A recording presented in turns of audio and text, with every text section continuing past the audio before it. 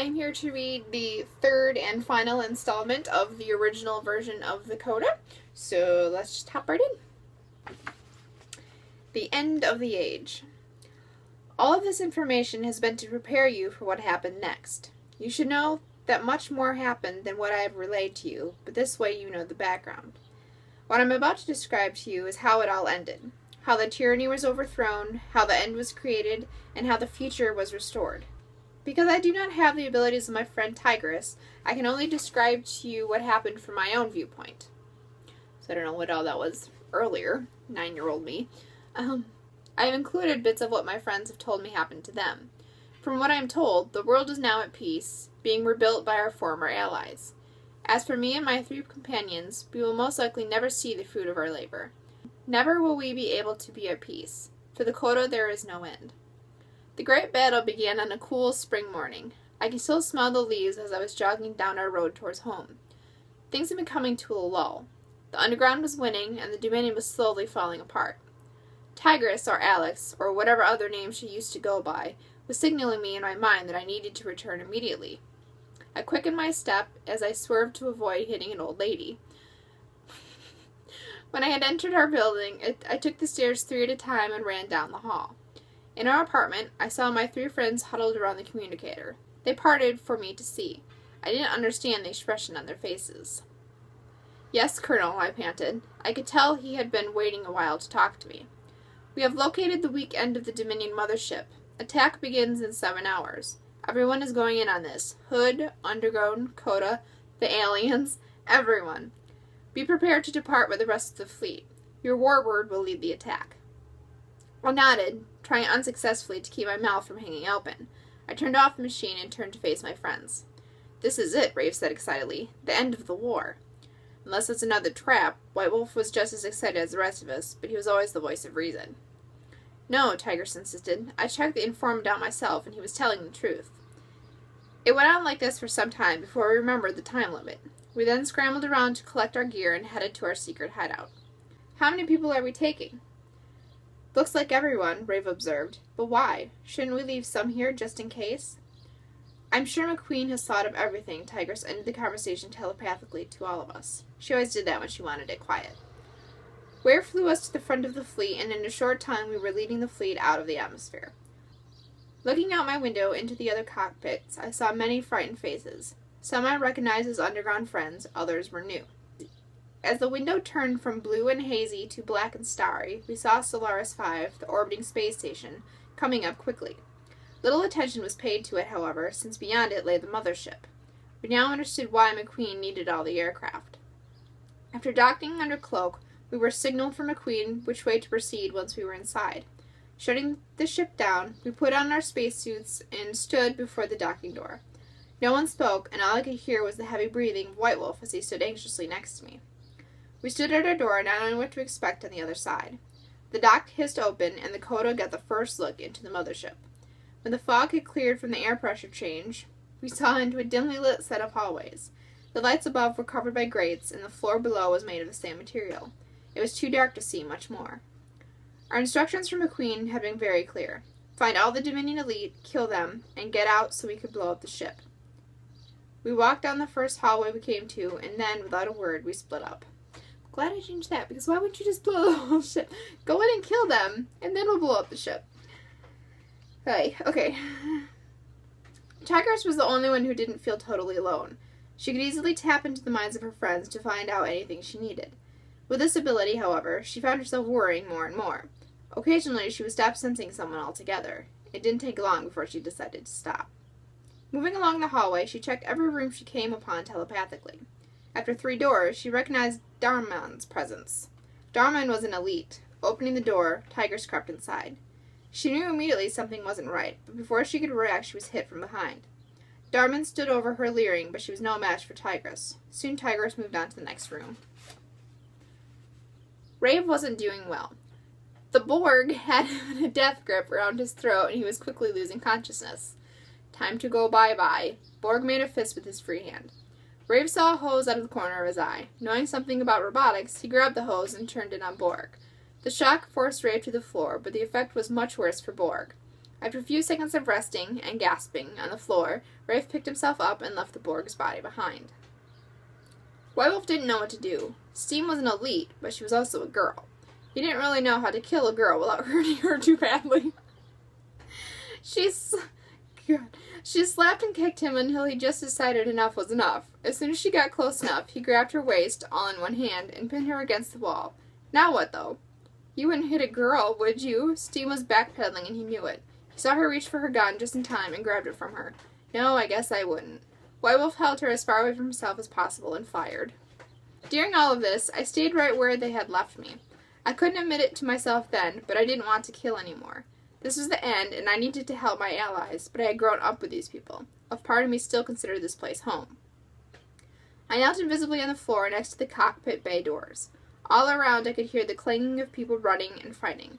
Occasionally I heard screams, not all of which were from the elite. As I sat in the dark, my eyes became adjusted and I could see the warning lights begin to flash. Why would that happen unless someone had activated the self-destruct? McQueen wouldn't have. He was planning to blow the ship from outside. Who then? From where I sat, I saw a movement out of the corner of my eye. I turned to see out the docking windows. A ship was moving away. I stood instantly and saw that Cruel Thor's ship was leaving in a hurry. I turned to run, but something landed on me from the level above. Stunned, I sat up to see Galkin, or Jet Taylor, laying on the floor beside me. Seemingly, he had been running and not noticed the end of the landing. Sorry, he gasped in air, but I was trying to get to the docking doors before they left. They trapped me in the holding room while they went to get on the ship. He's pretending to be Bloodhawk, but he's not. Aha, yes. Bloodhawk used to be the name of Beat the Bait. I signaled for him to be quiet and then made him continue. I had to get things straight. Who are you talking about? I knew that Bloodhawk, the leader of the Hood, would never leave his men. Cruel Thor kidnapped Bloodhawk. Dr. Abduction took Bloodhawk's body and is planning on taking over the Hood internally. Standing up, I tried to signal Tigers desperately. In a short while, the whole fleet was back at the docking bay, hurrying to get off the ship. We relayed everything we knew back to McQueen, and then decided that someone had to go after Cruel Thor's ship. Even in the urgent moment, we paused. I knew the others would agree with my decision.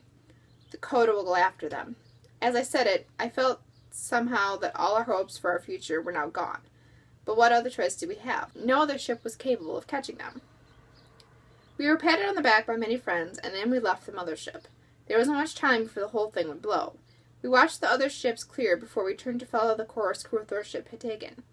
No one spoke as we strapped ourselves in and activated the ship. Looking at the others, I could see they were thinking the same thoughts I was. About a minute later, a rumble started to shake the ship. Shifting in my seat and putting my head against the glass, I saw the mothership had exploded, and a sea of debris was gaining on us. Before I had time to yell, it hit us and washed over the Warbird. When the shaking subsided, we saw our ship had been pushed forward some distance by the debris. Now we were within sight of Cruel Thor's ship. We also saw something else. It's a portal. They're going into a portal. White Wolf's voice almost quaked. I watched him carefully. He'd been in and out of the portals before, and I wanted his opinion. We could just let them go. We don't know that they would ever find their way out. Rafe sounded hopeful, but at the same time I could tell he knew that wasn't an option. In the few minutes of silence that followed, I thought of all that could happen.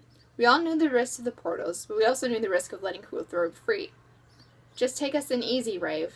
It was all I needed to say. Ha! That line kind of stayed, but it's White Wolf, and it's the title of a chapter now. I turned around in my chair and felt the others watching me. After breathing hard for a few seconds, I lifted my eyes to the rear window and took one last look at Earth. I was strangely calm. This whole event seemed fitting somehow, as if it had been meant to happen all along. The goat had been chosen long ago for whatever reason, and here we were. We had imagined simply defeating Dominion and returning as heroes. Now, our only option, as heroes, was to vanish into a portal. We could never be finished fighting. We had been chosen, and we would obey. Another beginning.